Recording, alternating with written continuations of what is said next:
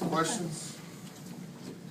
You guys took control there at the end of the first half, early second half, got yourself a big lead. How did you feel about that stretch of the game in particular?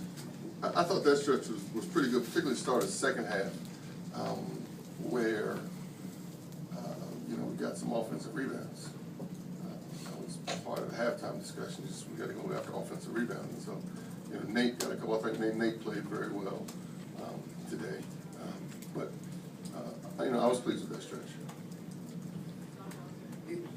Coach, with so much time in between this game and the next game, how do you keep the excitement with your players, the 7-game win streak? How do you keep their focus heading into the holidays before you open Big East play? I don't think that's going to be an issue at all because it's Big East play. With the conference play starts now, there are a few things that we have to make some adjustments to, some tweaks to, a few things we need to work on. So it gives us time to do that. It gives us uninterrupted time to do that. But I don't think the start of conference play is going to be any issue with these guys being ready to play at all. You only forced 7 turnovers, but it seemed like they were key turnovers, or I guess demoralizing turnovers. It was Otto's interception half court. You feel like your defense was timely today, I guess, and you made the timely plays when you had defense. Okay. I'm not sure. I have to go back and look at it. I think once again, early on, as I told these guys, I think their first 3 baskets were threes. And we have to stop that. We have to stop doing that. But, overall, I thought our defense was okay today. I can't sit here and say I thought it was particularly good. With about 6 minutes remaining in the game, they cut it to 19, and you sent some starters back out. Was that in response to the score? It was less than 19. It was like 14. Oh, okay. Sorry, my math is bad. Anyway, they excused that. But at that moment, when they had kind of made good strides at the score, was it the score that prompted you to send your players back out? It just was closer than you felt comfortable? I did not want to lose. On a 10-1, does it, at this point in the year, like you say, it's getting ready to start conference play, is it a 10-1 that you're happy with in terms of the way you guys have played and progressed? Is it a 10-1 I'm happy with as opposed to a 10-1 I'm not happy with? Well, sometimes you say, a lot of times you say, we're not, we won, but. We're 1-10, but I'm real happy about it.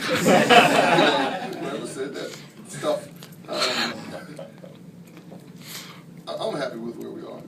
You start the year, if you say, okay, after 11 games, you're going to be 10-1, will you take that? I'll take that. Now, none of us in that locker room are sitting there with our heads in the sand saying we're playing perfect basketball, and none of us, and we all realize that there's so many areas of the game, every aspect of the game that we can get better at.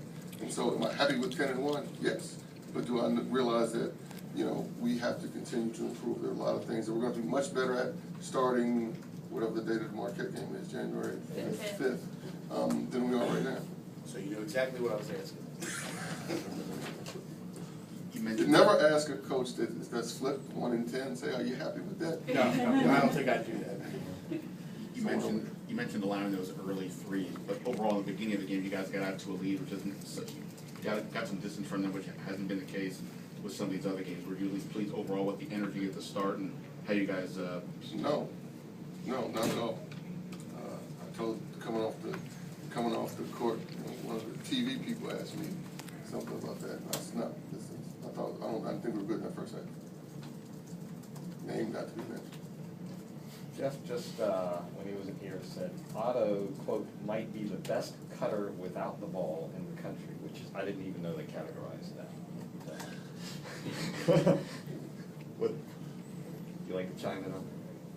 I think that Otto is the best, or one of the best, at so many different facets of this game in the country.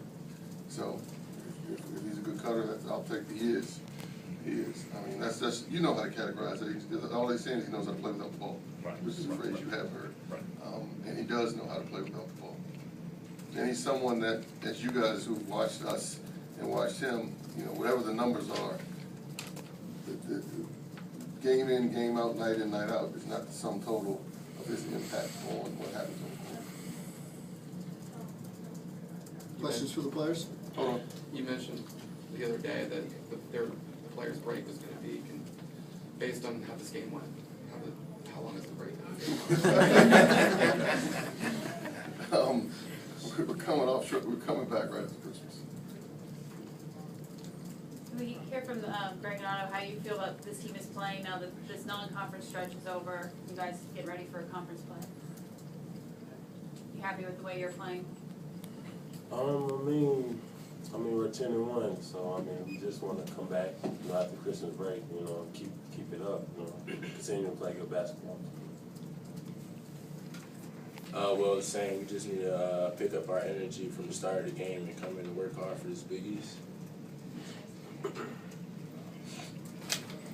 Greg, what were you guys able to take advantage of, especially start of that second half? You guys got on a nice little run there, boosted the lead and kind of put it away at that point until, of course, they cut the lead back, but nonetheless, what were you guys doing well today? Great. Yeah. This is Otto. I'm sorry, Otto, rather. That's right.